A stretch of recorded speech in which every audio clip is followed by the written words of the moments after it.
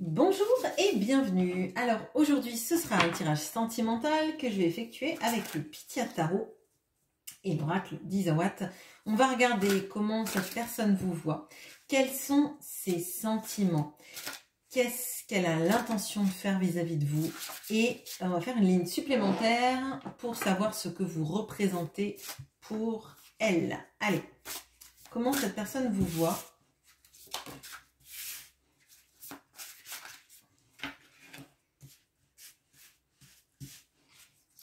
Quels sont ses sentiments?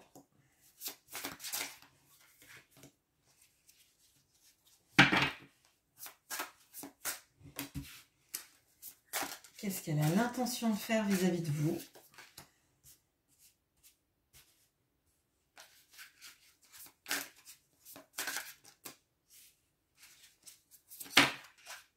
Ok. Et je vais mettre à côté.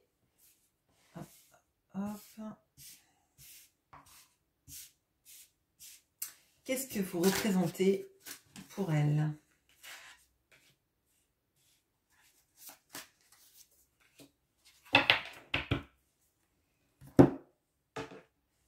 On a pu avoir quelqu'un qui a été assez fuyant à votre égard, donc potentiellement quelqu'un qui part sans dire quoi que ce soit, quelqu'un qui fait des silences radio, quelqu'un qui vient et qui repart avec des on-off, on ne sait jamais pourquoi, on ne sait jamais ce qui... C'est marrant.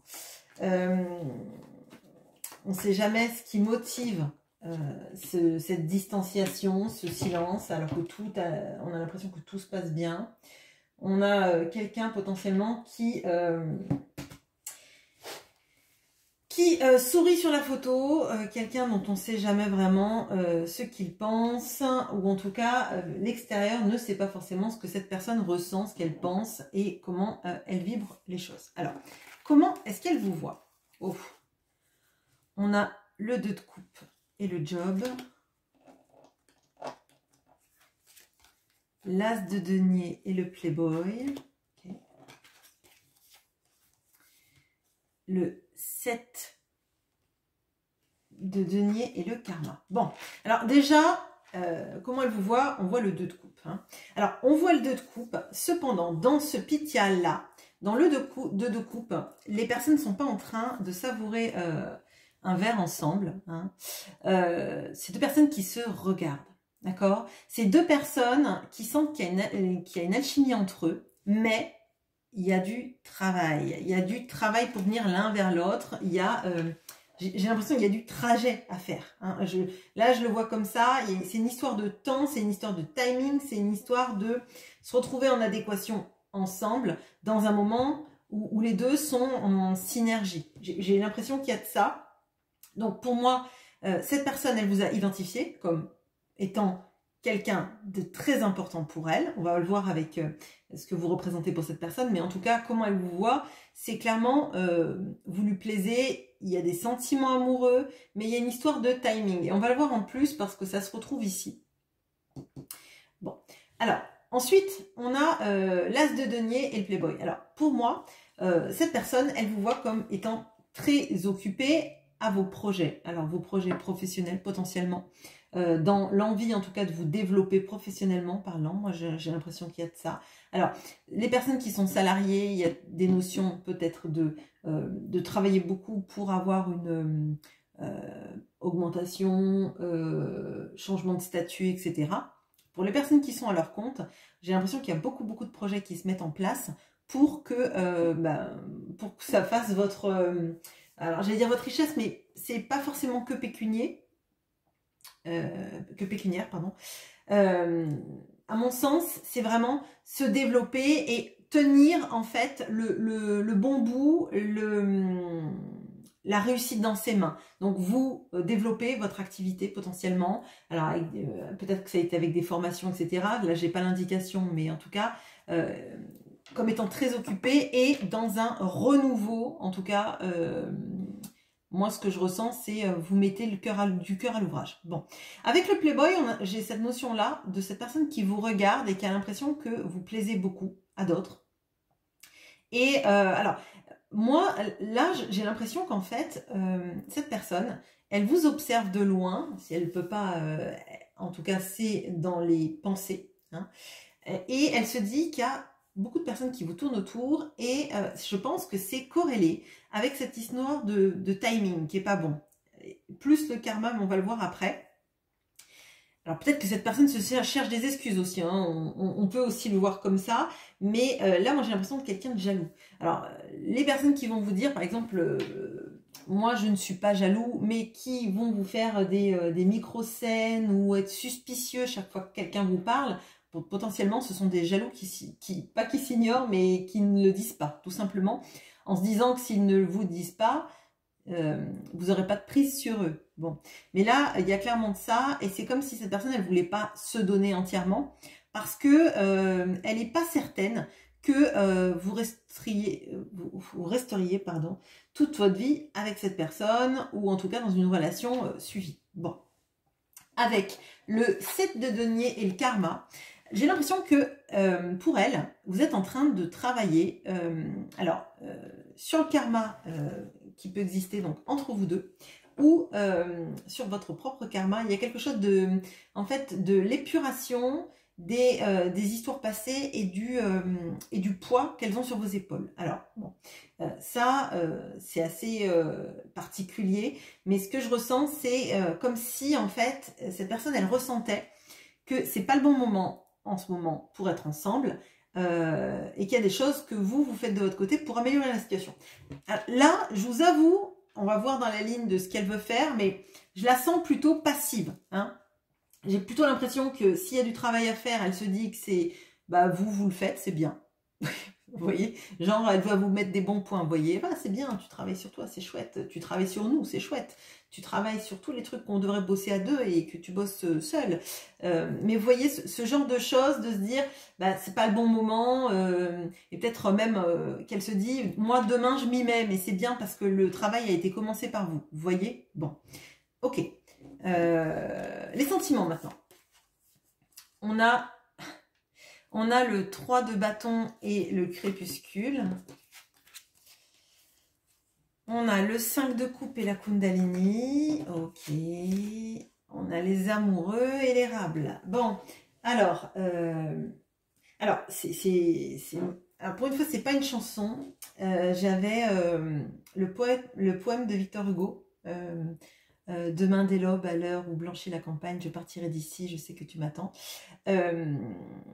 J'avais juste ça. Oui, bon, ouais, j'ai un peu de la suite, mais bon, peu importe. Ce que je ressens là, c'est que c'est quelqu'un qui retarde sans arrêt. Vous voyez, demain dès l'aube, à l'heure où blanchit la campagne, je partirai d'ici, je sais que tu m'attends. Et en fait, là, j'ai l'image de la personne qui sait qu'elle doit partir, mais qui attend toujours. Donc, c'est pas à l'aube, du coup, c'est au crépuscule. Puis après, c'est l'aube, puis le crépuscule, etc. Là, on a quelqu'un qui sait qu'il a des forts sentiments. On a les amoureux, je ne vais pas vous le cacher, bien évidemment. Il y a et puis là, on avait le 2 de coupe. Donc, elle vous voit comme le 2 de coupe. Elle sait que c'est pas le bon timing. J'ai l'impression que c'est un peu le maître du temps, là. C'est la personne avec une clepsydre. Hein. Vous voyez, c'est vraiment ça. J'ai l'impression que c'est cette personne qui met... alors j'allais dire qui rajoute des grains de sable dans le sablier, vous voyez, enfin ou de l'eau dans la clepsydre, enfin voilà. Pour moi, c'est vraiment cette personne qui alors procrastine ou alors a dans sa tête un timing plus ou moins approximatif et sans arrêt elle procrastine dans le fait de s'élancer vis-à-vis de vous. Bon. On a le 5 de coupe et la kundalini, et moi j'ai l'impression que cette personne, elle a beaucoup de regrets.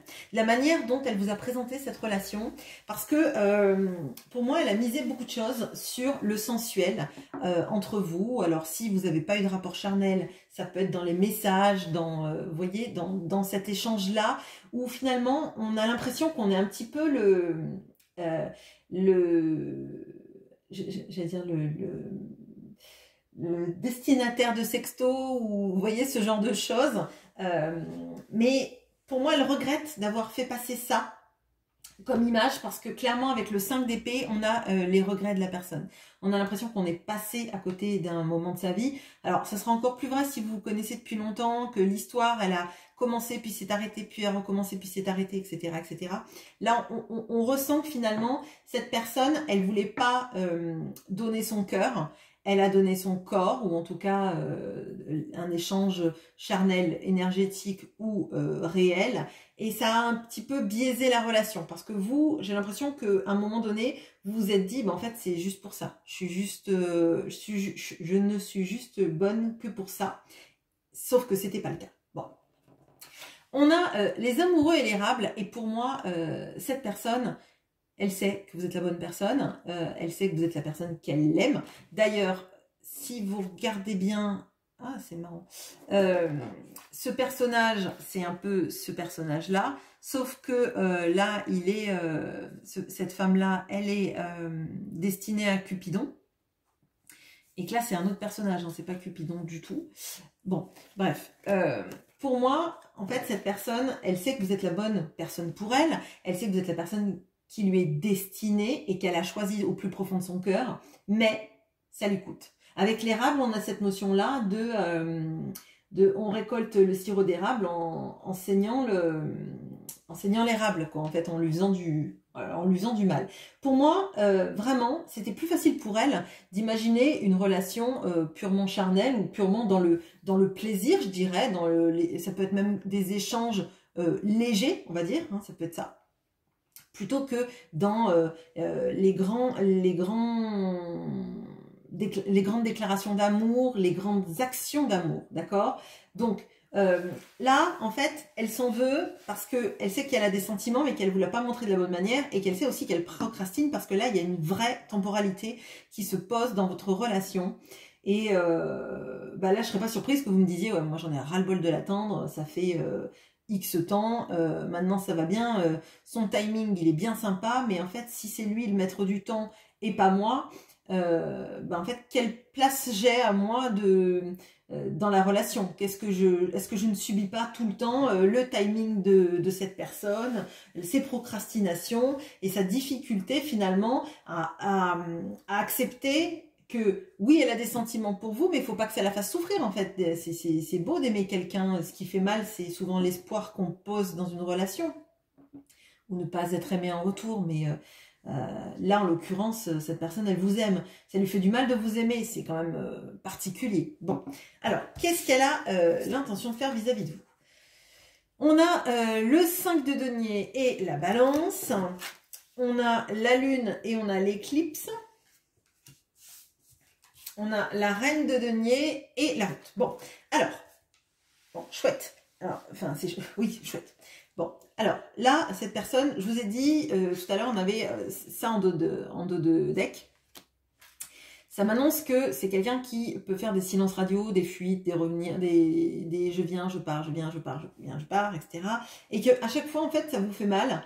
Vous n'avez pas de prise sur les choses, vous ne savez pas comment réagir, parfois même peut-être que vous vous dites mais qu'est-ce que j'ai pu dire qui l'a fait encore flipper ou qui l'a fait repartir dans sa grotte ou etc. etc.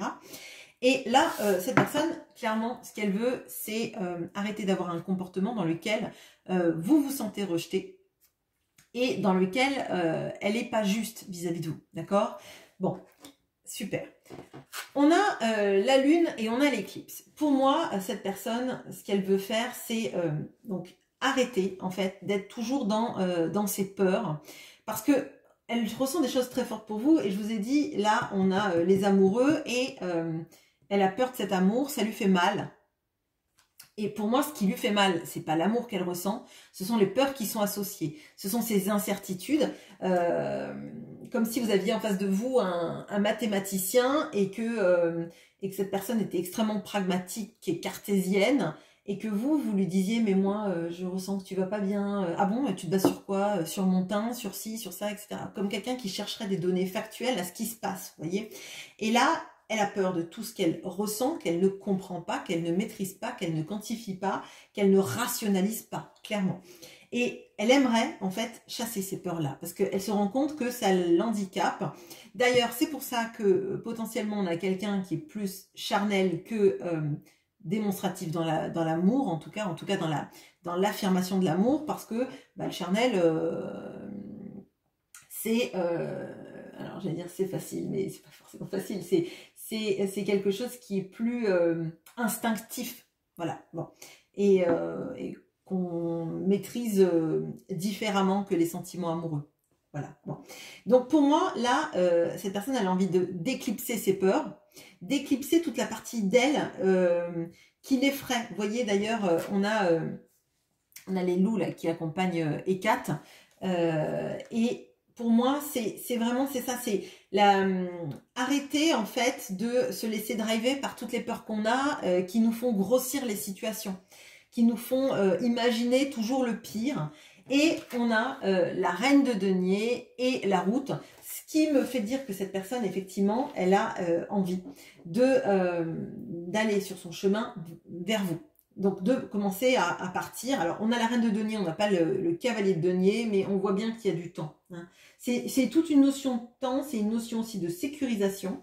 C'est quelqu'un qui a besoin de savoir que quand elle fait un mouvement, elle sécurise. Vous voyez, par exemple, elle marcherait sur un pont, je pense, alors je sais pas pourquoi, je pense, oui, au pont de Singe, vous voyez, pour être sûr que les morceaux de bois sont pas pourris et que quand on va avancer, on va pas tomber au fond dans la rivière, vous voyez. Et pour moi, elle sécurise chaque pas qu'elle fait et c'est pour ça que ça prend beaucoup de temps. C'est quelqu'un qui a besoin d'avoir une sécurité, un confort qui la rassure. Bon, mais elle vient vers vous, j'ai l'impression qu'il y a cette notion-là quand même, on a plusieurs fois cette notion de l'arc, on a là, une fois là, une fois là, une fois là, une fois par ligne. Et pour moi, c'est, elle sait que Eros, Cupidon, comme vous voulez, a tiré sa flèche sur vous, hein, forcément, et puis là c'est uni par Aphrodite en plus, donc on a vraiment ça. Elle sait que vous êtes la bonne personne pour elle, elle sait que le destin a tiré sa flèche sur vous deux, et que potentiellement, si elle n'y arrive pas, cette personne à venir et à procrastiner tout le temps, c'est parce qu'elle a peur de ne pas viser la flèche comme il faut. Mais là, on a Déméter, donc en l'occurrence, c'est la déesse chasseresse. Et en plus, c'est aussi la déesse de la lune. Vous voyez ce que je veux dire? Donc, ce que je ressens là, c'est qu'elle ne devrait pas avoir peur de ce qu'elle imagine, etc., etc., parce que elle maîtrise, en tant qu'Artémis, elle maîtrise la lune et elle maîtrise du coup cet aspect de la lune qui lui fait peur. Elle devrait arriver à le rationaliser facilement. Et elle devrait encore plus aussi tirer à l'arc, à la flèche, donc ne pas rater la cible. Donc ne pas vous rater, ne pas rater l'objectif de vie qui est d'être avec vous. Bon, excusez-moi, c'était un peu... bon, c'est un peu parti, mais là, c'est... Bon, c'est fort pour moi. Alors, qu'est-ce que vous représentez pour cette personne? Demain, dès l'aube, à l'heure où blanchit la campagne. Donc, on a le monde et l'aurore. On a le diable et le yearling. Ouf. Et on a l'empereur et la joie. Bon, alors, comment vous dire que vous avez 3 arcades majeures sur cette ligne? Et on va comprendre tout de suite pourquoi cette personne, elle a peur de ce qu'elle ressent. Voilà. Alors, clairement, on a le monde et l'aurore, et je vous ai dit, on a vraiment je ressentais ce poème de Victor Hugo, et ce n'est pas du tout anodin, pour le coup. Hein. On a le crépuscule et l'aurore, donc je vous dis, elle dit qu'elle part à l'aube, et puis finalement elle attend le crépuscule, et puis elle se dit que demain à l'aube elle partira, puis finalement elle attend le crépuscule, etc. Bon. Avec le monde, on a cette notion de globalité, de fin de cycle. On a cette notion aussi d'entièreté et de boucler la boucle et d'être dans une sorte de boucle infinie et saine. Et surtout, qu'est-ce que vous représentez? Vous représentez le monde, la totalité, et en l'occurrence c'est Gaïa, la déesse de la terre, pardon. Pour moi, vous représentez l'ancrage, vous représentez son tout, vous représentez la personne qui lui fait expérimenter tout et son contraire en même temps. Hein. Et on va le voir là, et c'est pour ça que je pense qu'elle a peur, c'est qu'elle n'a jamais vécu quelque chose d'aussi intense. Dans ce que vous représentez, vous êtes 3 arcanes majeures. hein. Donc là, comment vous dire que forcément, ça lui fait peur. Parce que, et d'ailleurs on l'a vu dans les sentiments, on a les amoureux. Donc forcément, avec des arcanes majeures comme celle-là, vous êtes la personne qu'elle a choisie et la personne qui lui est destinée. Personne d'autre ne peut lui faire ressentir tout ça qui est aussi intense, qui nous explique pourquoi pardon, elle a eu peur pendant longtemps, parce que c'est du jamais vécu en fait. C'est du jamais vu, jamais vécu. Et le fait qu'elle procrastine, qu'elle essaie de se rationaliser, etc., c'est pour moi contre-productif énormément. Bon. Qu'est-ce que vous représentez ensuite? On a le diable et le yearling. Alors, déjà, il y a quelque chose chez vous d'indomptable. Et alors, c'est assez fou parce que ce que je ressens, c'est que elle déteste que ce lien la lie à vous. D'accord, elle déteste ça, avoir l'impression qu'elle est liée à vous alors qu'elle ne le voudrait pas. En fait, elle voudrait être son propre maître, son propre chef. Et puis on voit qu'elle met de l'énergie à l'être hein, déjà et que forcément ce 7 d'épée, c'est ça. C'est trop intense, faut vite que je parte. Courage, fuyons. Hein. Bon, elle déteste que vous... elle ait l'impression que cet amour... ne vous... alors, vous êtes lié à cette personne, mais vous, c'est comme si elle avait l'impression que ça vous donnait de la force, ça vous donnait de la fougue, ça vous donnait de la passion, alors que elle se sent prisonnière. Vous voyez, elle se sent manipulée, elle se sent prise au piège, hein, comme si quelqu'un, oui, faisait en sorte de... comme si c'était une marionnette, voilà. Hein. Et vous, elle voit que vous ressentez cet amour, mais que cet amour, vous vous sentez pas... alors peut-être que pourtant c'est le cas, hein, peut-être que vous vous dites, mais moi j'arrive pas à l'oublier, etc., etc. Hein. Mais je n'ai pas l'impression que vous soyez dans une lutte acharnée en vous disant, mais non, c'est pas la bonne personne. Vous voyez, vous n'êtes pas toujours dans ça. Je pense que vous l'acceptez, même si des fois vous vous dites, il faudrait que je l'oublie, c'est évident. Mais cette personne, en fait, elle supporte pas l'impression qu'en fait sa vie lui est dictée d'une certaine manière. Bon. Et qu'est-ce qu'on voit d'autre? On voit l'empereur et la joie. Qu'est-ce que vous représentez? Ben, alors, vous représentez la personne qui lui fait se sentir important dans sa vie.